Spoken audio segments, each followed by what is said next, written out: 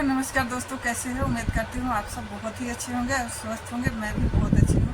तो जैसे कि मेरा बेटा का शादी था, फर्स्ट दिन तो दिखाया जो श्रृंगार का चीज़ दिया जाता है, और दूसरे दिन आज मिष्टी दिया, दाल मोट दिया। और 5 दिन होता है दोस्तों, हम लोग के यहाँ 5 दिन होता है। 5 दिन पहले से गीत होता है, तो 5वें दिन कुछ ना कुछ नाश्ते में दिया जाता है, और गिफ्ट तो लास्ट दिन दिया जाता है। तो उस दिन की स्टोरी, उस दिन का वीडियो शायद नहीं शूट कर पाए, तो चलिए आज देते क्या है वो दिखाते हैं, और 5वें दिन का वीडियो मैं आप सबके सामने दूँगी। तो चलिए देखते हैं आज मैं क्या देने वाली हूँ।